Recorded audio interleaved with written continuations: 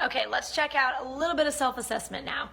So what I would do if you came into my clinic and we found a little bit of weirdness down in your arm, a little bit of weaknesses, a little bit of maybe some sensation things, what I'm going to be doing is I'm going to be looking at your neck range of motion.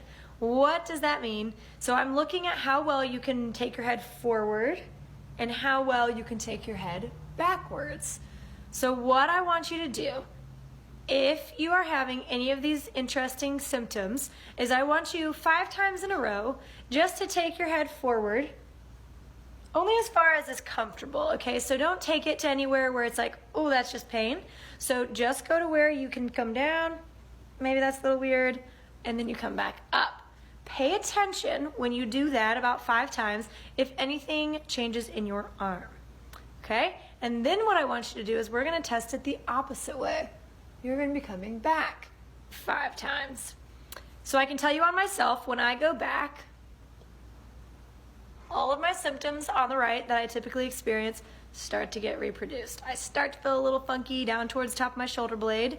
And if you look over here, I'll tell you where I get symptoms. So if you see there up at the top corner of my shoulder blade, I get a little kind of burning kind of sensation every now and then. When it gets really mad, it may travel down my shoulder blade area and even get to the back of my arm. If I do a couple simple testings of that and I really close it down even more, if I side bend and go back at the same time, I don't really care for it too much. So when you are doing your self-assessments, when you go back, tell me if it gets better or if it gets worse. So those are going to be a couple indicators. If you get worse going forward versus going backwards and vice versa, that will lead us into our next bit of the video series. Okay, so if you said, you know what, actually the more I went back, as long as I didn't do its pain, my arm actually started feeling a little bit better. Who'da thunk? So what I want you to do, your treatment going right into this is you're going to take a pillowcase, whatever kind of pillowcase you want.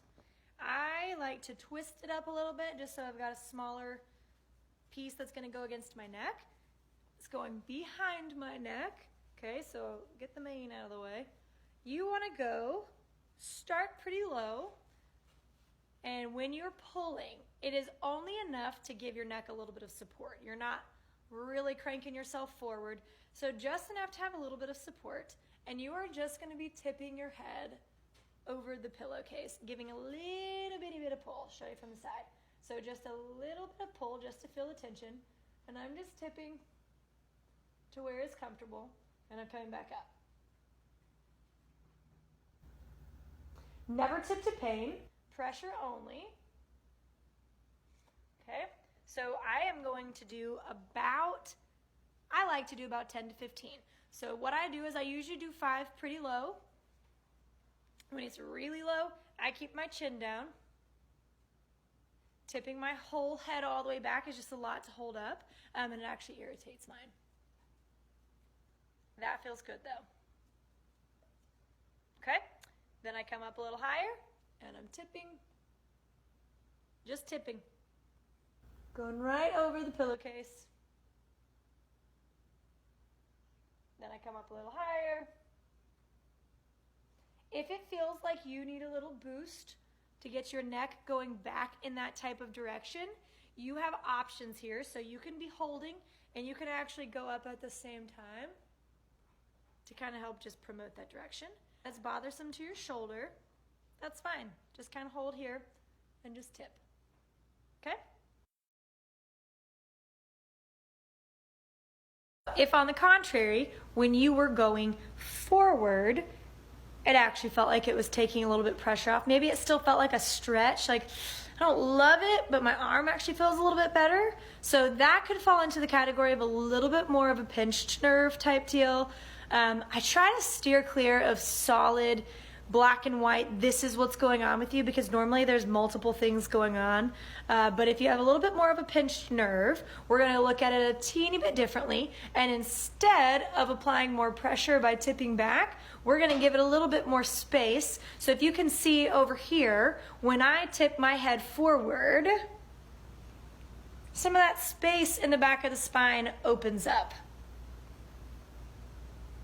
So some of your homework may be very specific directions. It might say, you know, if you're having pain on this right side, you may have a homework of very gently doing 5 or 10 second holds, maybe up to 20 seconds or so, giving it some space here. May have you doing some just tipping forward. If that's uncomfortable, you can support your head on either your chin or on your forehead. Sometimes just holding up the weight of your head when things are irritated is not very comfortable. What you can also do is called a chin tuck. So when you do a chin tuck, it's like you're giving yourself a double chin, okay? So you're just coming this way, nobody's favorite angle, and then forward, okay? So from the side, you are just flattening and then coming back this way, okay? You could be getting a good stretch down here at the base of your head. You should feel a little fatigue in the front of your neck. Just a gentle stretch that would do nothing to pain, okay?